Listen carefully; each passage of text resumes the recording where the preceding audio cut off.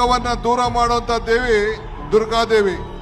ಇವತ್ತು ನಾವೆಲ್ಲ ಆ ದೇವಿಯ ಪ್ರಾರ್ಥನೆಯನ್ನು ಮಾಡಿಕೊಂಡು ಈ ಸಂತೋಷ ಪಡುವಂತ ಕಾರ್ಯಕ್ರಮವನ್ನ ನಾವೆಲ್ಲ ಸೇರಿ ಇದನ್ನ ನಡೆಸ್ತಾ ಇದ್ದೇವೆ. ನೀವು ಈ ವರ್ಷದಿಂದ ಬೆಂಗಳೂರು ದಕ್ಷಿಣ ಜಿಲ್ಲೆಯ ಮಕ್ಕಳು ಇಡೀ ಭಾರತ ಬೆಂಗಳೂರನ್ನ ನೋಡ್ತಾ ಇದೆ, ವಿಶ್ವ ನೋಡ್ತಾ ಇದೆ.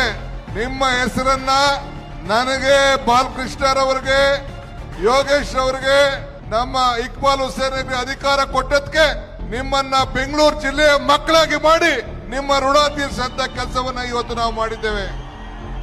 ಇಕ್ಬಾಲ್ ಅವರ ಕ್ಷೇತ್ರದಲ್ಲಿ ರಾಮನಗರದಲ್ಲಿ ಈಗಾಗಲೇ 1,000 ಕೋಟಿ ಹಣವನ್ನ ಬಿಡುಗಡೆ ಮಾಡಿದ್ದೇವೆ ಅಭಿವೃದ್ಧಿಗೋಸ್ಕರ.